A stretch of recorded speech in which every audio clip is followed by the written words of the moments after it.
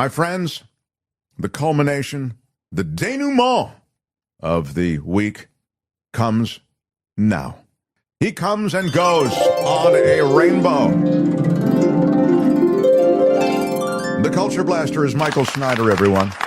What an epic weekend we have ahead of us, and it's so nice to turn away from the madness of King Mar-a-Lardo for a change. I mean, simply looking at the massive overt corruption of this administration, you can't help but blanch. You know what I mean? Oh, I get what you did. Anyway, in Los Angeles, where I'm saying. happily ensconced this I know, weekend, thanks, I'm in L.A. Major art openings at La Luz de Jesus, the La Luzapalooza annual group show. The Corey Hilford Gallery has its 20th anniversary show. GABA Gallery and Think Space have openings. 2 concerts that are must-attends, one with the Woggles and Fantastic Fellinis at Permanent Records Roadhouse on Saturday night, and one headlined by friend of the show, Leslie Stevens and Company on Sunday night. Oh, she's great. The Weekend Americana Showcase at the Grand Ole Echo. Saturday night, the Panther Club Dance Party at Club TG in Atwater Village celebrates its 10th anniversary. And I almost forgot. I'm sorry. I almost forgot. It's Albert's birthday. Yes, it is. Happy birthday, Big Daddy. Albert, thank you. He's a grown up now with a baby on the way. Yeah, it's true. Thank you, Carla Morris, for the $50 wedding gift. Hey, and I think that's congratulations, Mark and Courtney, says Carla. Thank you, That's Carla. all I think that's happening this week. I'm kidding. You're right. One more special event this weekend. Mark and Courtney are getting married today. Yeah, that's true. I have left the traditional wedding gift of my people in the green room. 3 near-ripe avocados, one for you, one for Courtney, and one to represent your union. Mark, before we move on to the reviews, any truth to the rumor that Charlie the cat is your best man? Is that true? I wish Charlie could manage it, but he's my best friend, and he's still going. How about Cash the cat? Cash the ring cat bearer? cannot attend, she's but not the ring bearer? She's my favorite female. So, by the way, Mark, one more question. Who the hell takes the honeymoon before the wedding? I have no idea what you were thinking. Yeah, we did go over the top with the Croatia trip. You're right about that. Let's get down to business Let's here. do it, Culture Blaster. So I'm going to kick off with a movie I think you're going to enjoy, and I encourage you to watch. Yes, sir. Tony is a little biographical slice of Anthony Bourdain's formative days, dramatized to near perfection with Dominic Sessa, who first made a little splash in The Holdovers as the kid left at school during the vacation break in that wonderful movie with Paul Giamatti. He was also in Now You See Me, Now You Don't. And here he plays the young Anthony Bourdain. I got to tell you, I love this movie. And you know who Bourdain is, the hard-living, hedonistic culinary icon who committed suicide with way too many more good years ahead of him. This was directed and co-written by the Canadian filmmaker Matt Johnson, who made this incredibly cool film, this cautionary tech docu-comedy called Blackberry. Did you see that, about the rise of the BlackBerry? BlackBerry? I loved it. I absolutely I think you recommended it, which is why I saw it. So clever. So Johnson directed Tony, and this feels as if it was gleaned in large part from Bourdain's incredibly readable memoir, Kitchen Confidential.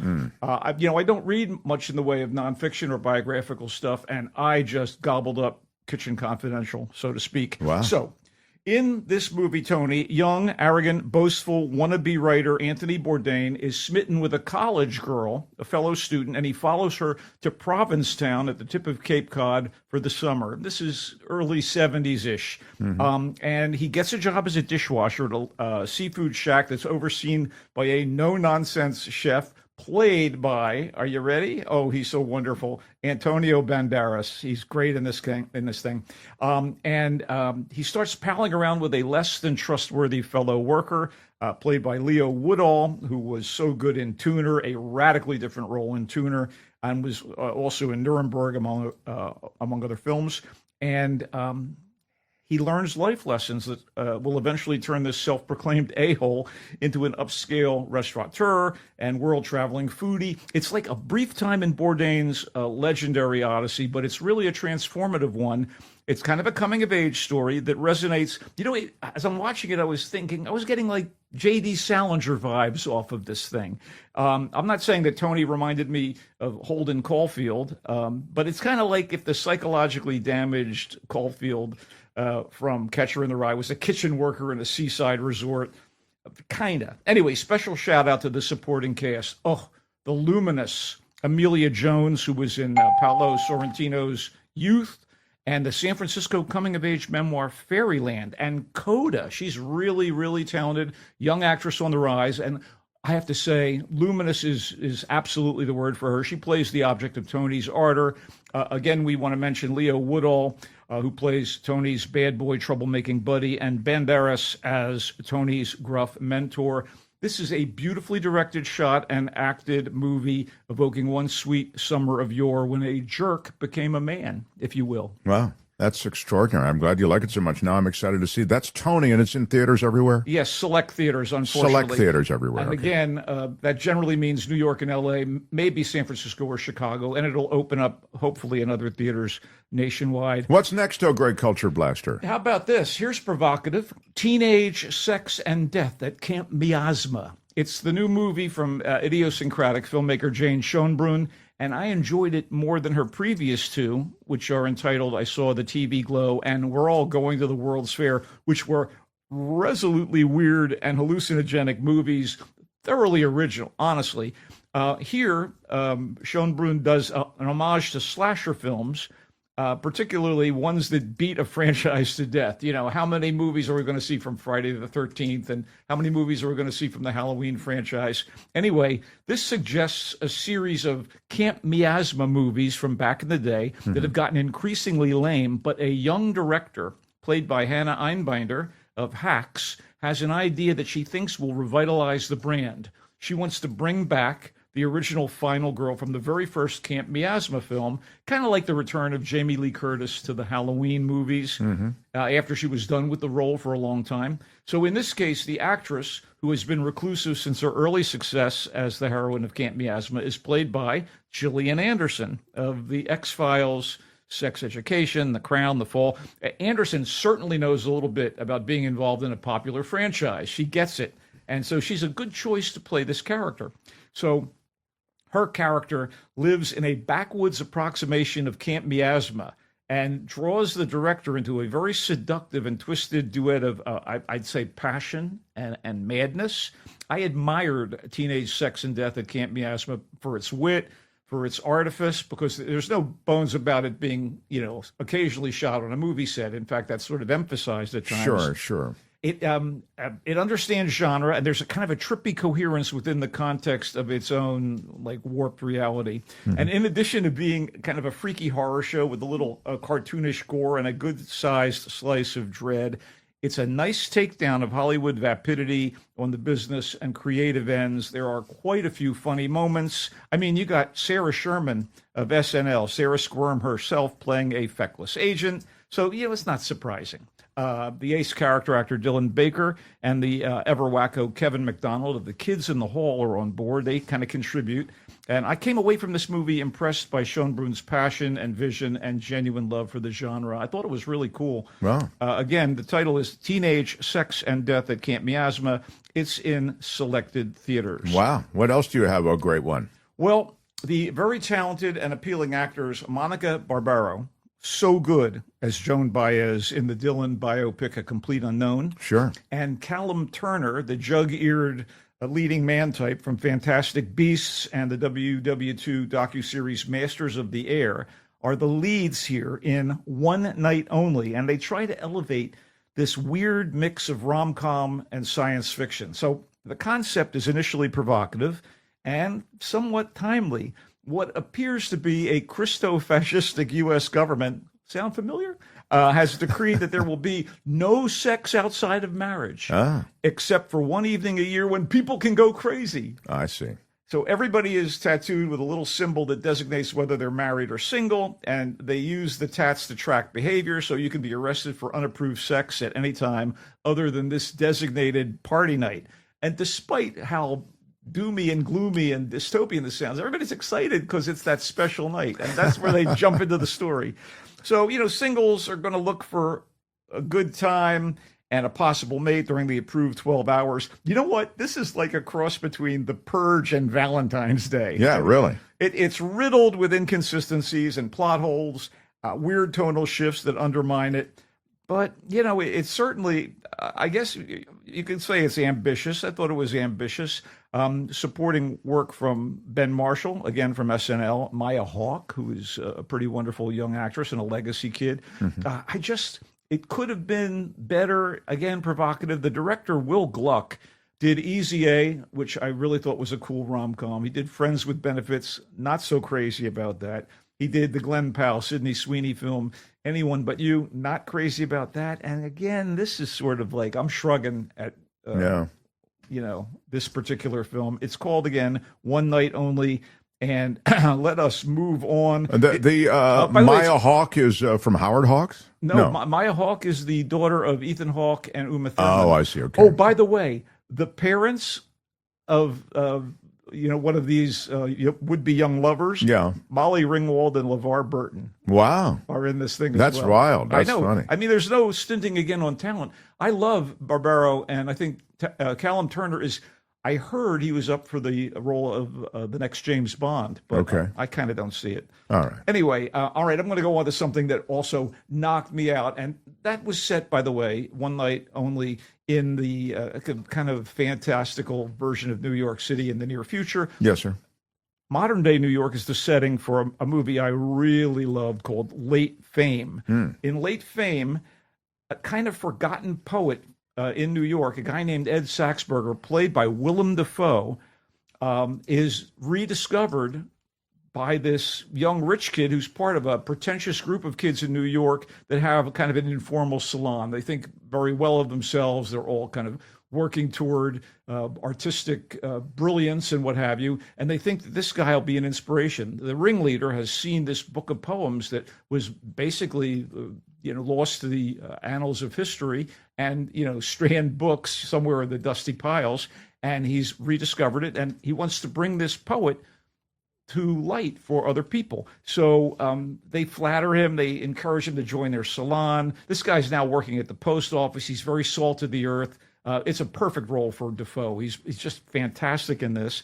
And they have sort of like a ladies' auxiliary in the group, a young and pretentious actress who's older than all the boys, played by the great Greta Lee from Russian Doll and The Studio and a lot of other really cool things. And she is hilarious and wonderful. And they even give her an entire Kurt Weill song to do, Surabaya Johnny, on stage in one of her little cabaret gigs. Oh. And she's obviously sucking up to the older guy, and she's been teasing some of the young men in the group. And that dynamic is really fascinating. And everybody is wonderful in this. It's really smart. It's really clever. It's a little poignant, the idea of an artist who's never recognized for his skills, in this case, the poet. And it's directed by Kent Jones. And this guy has done some notable documentaries about artists. Hitchcock Truffaut, A Letter to Elia, which would be Elia Kazan. He did something on the British director Val Lewton. So he understands, the creative juice and the creative process and how much of a crapshoot it is to find fame and hold on to it. So, I thought that Late Fame was really quite good. It's in select theaters. And it really has that downtown New York art vibe about it, which really appeals to me. And I think you'd get a kick out of this one as well. I like it. Sounds countercultural and interesting. What else do you have, a great culture blaster? Okay, let's go from the sublime to the truly ridiculous. We were talking about the Friday Fabulous Florida hacker. The guy, I don't mean as in computers. I mean as in like hacking away at his sister. Yeah. This movie is Ice Cream Man, and it is no sweet treat. In fact, my initial reaction to it was, ew, gross. All right. The essentials of this, there is a troop of kids who fall under the influence of a demonically tainted ice cream given to them by a dementedly grinning guy in a good humor type ice cream truck in sort of a suburban area of this great country of ours. Good humor. This thing put me in a bad humor after only a few minutes. Let's just put it this way. Ice Cream Man is no Mr. Softy. So I have to say the gratuitous violence that's dealt to adults by this troop of kids that are caught up in the demonic ice cream, really incredibly gory. And it's the sort of thing you would never watch in a million years, Mark. And I wouldn't even recommend it to many horror fans. And it is the work of Eli Roth, who directed and co-wrote it.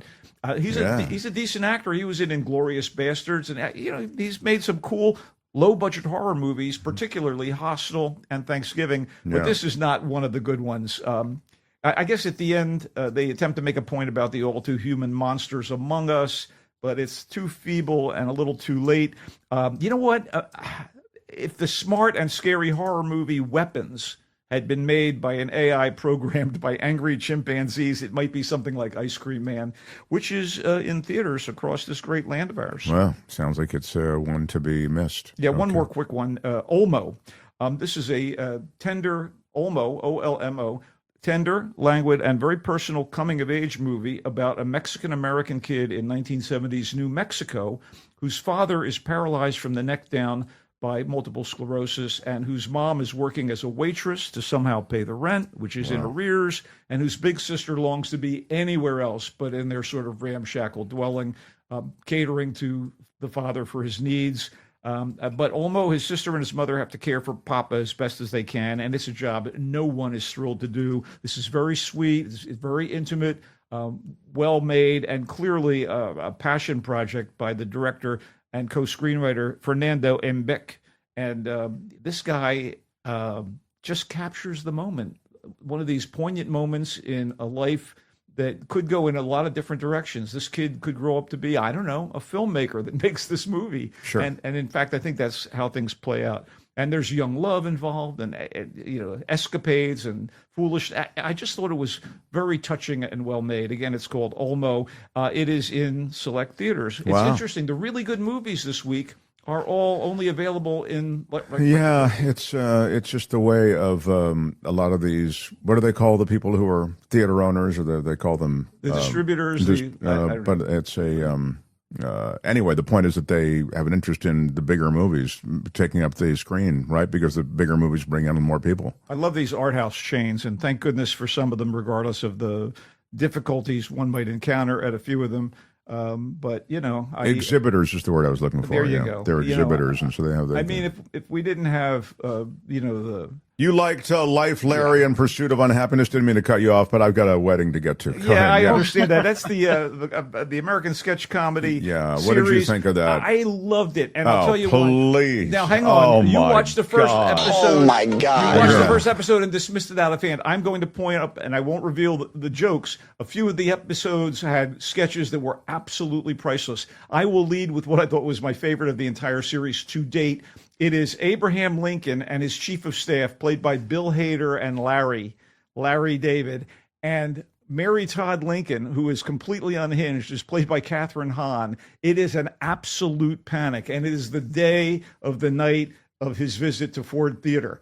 And it is fantastic. Well, you know what they should do? They should actually maybe only release the things that are funny, as opposed to weighing us down with the first episode, which is utter shit, except for 3 lines. I'm going to tell you right here and now, you should check out some of the others. Susie Essman, who plays Larry's archenemy in Curb Your Enthusiasm, she shows up as Susan B. Anthony, who is putting on a dinner party, very much like one would see on Curb Your Enthusiasm, but with these historical figures, and she and Larry go to it.